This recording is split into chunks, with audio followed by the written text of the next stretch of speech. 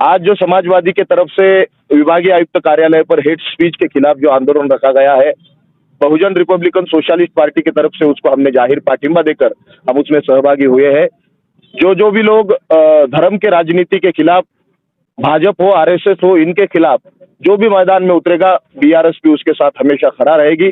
हम ये विषय को ऐसा देखते हैं कि हमने देखा है कि संविधान के आर्टिकल 19 के अनुसार इस देश के सभी जाति धर्म के लोगों को बोलने का, भाषण करने का अधिकार दिया है, अपना भावना रखने का अधिकार दिया है।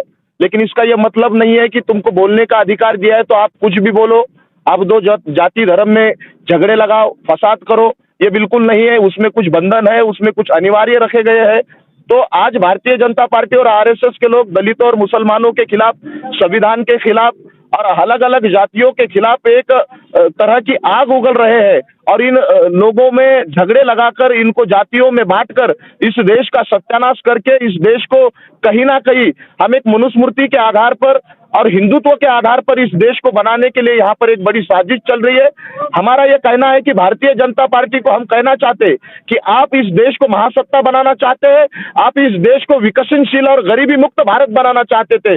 आपने ये लोगों को धोखे में रहकर, गलत आश्वासन देकर, तुमने लोगों के भावनाओं का खून कर लोगों के वोट लेकर सत्ता में आए। लेकिन हमने देखा है कि आज तुम 6000 जातियों को गुलामी में ढकेल कर उनको गुलाम बनाना चाहते हो, उनको लाचार और गरीब बनाना चाहते हो। आपके भाषण के माध्यम से, आपके नेताओं के भाषण के माध्यम से इस देश में सिर्फ दंगे और फसाद हो रहे। तो ये हरगिज हम चलने नहीं देंगे। जो संविधानवादी लोग हैं, या हमारी बहुजन रिपब्लिकन सोशलिस्ट पार्टी हो या समाजवादी पार्टी हो और अन्य कोई अम्बेडकरी पक्ष मूवमेंट हो, हम इस देश में आरएसएस और भाजपा की ये गलत राजनीति, उनके हेट स्पीच कभी यहाँ पर आप इसके आगे होने नहीं देंगे।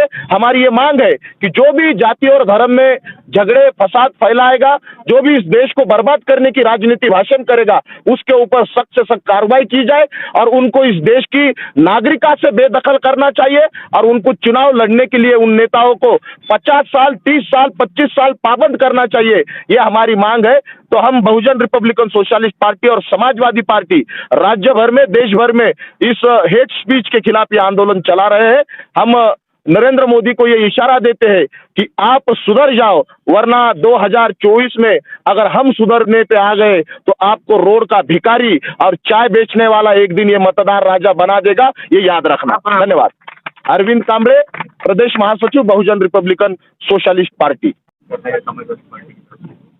आज देश के अंदर नफरत इतनी बढ़ चुकी है कि उस नफरत का अंदाजा आप लगा सकते हैं कि देश चांद पे पहुंच गया और नफरत स्कूलों तक पहुंच गई। आपने कुछ दिन पहले देखा होगा, एक टीचर जो है तो बच्चे को कुछ दूसरे समाज के बच्चों से मार खिला रही है। तो देश आज चांद पे पहुंच गया, मगर नफरत जो है तो स्कूलों तक पहुंच गई। इसी को लेके हमने भड़काऊ भाषणों के ऊपर, एक हेट स्पीच के ऊपर, जो भी भड़काऊ भाषण देता है उसके खिलाफ में नॉन बेलेबल ऑफेंस दर्ज होना, उसको कम से कम 6 महीने तक की बेल नहीं मिलना, ऐसा एक कायदा जो है तो सरकार ने बनाना चाहिए। इसके लिए आज हम यहाँ बैठे हैं और आज देश के अंदर चल ये रहा है कि एक समाज को दूसरे समाज से लड़ाने का काम बीजेपी सरकार कर रही है, दूसरे समाज को दूसरे समाज से लड़ाने का काम कर रही है। जैसा मणिपुर के अंदर, मणिपुर की जो घटना है वो देखे होंगे आपने, और उसी के साथ साथ देखे होंगे कि यूनिफॉर्म सिविल कोड लाने का काम चल रहा है। अगर यूनिफॉर्म सिविल कोड आया तो सिर्फ मुसलमानों को उसका नुकसान नहीं होगा, उसको सिखों का भी उसको नुकसान पहुंचेगा, हिंदुओं को भी पहुंचेगा, दलितों को पहुंचेगा, ईसाइयों को पहुंचेगा, आदिवासी समाज को भी पहुंचेगा।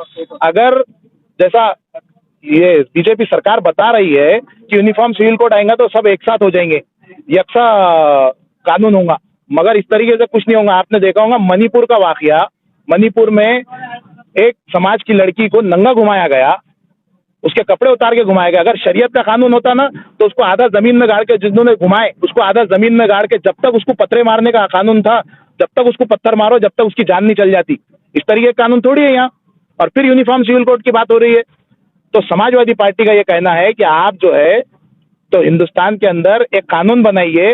मार्च महीने के अंदर सुप्रीम कोर्ट ने बताया, राज्य सरकारों को निर्देश दिया कि आप हेट स्पीच के ऊपर, जो भी हेट स्पीच देता है उसके ऊपर केस दर्ज करिए, मगर राज्य सरकार, हमारी सुप्रीम कोर्ट का ही कहना है कि नपुंसक हो चुकी है।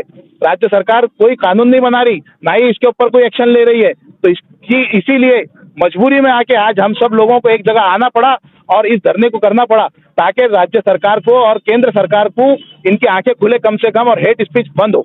ऐसे सर पे चलेगा और नफरत स्कूलों तक पहुंच गई।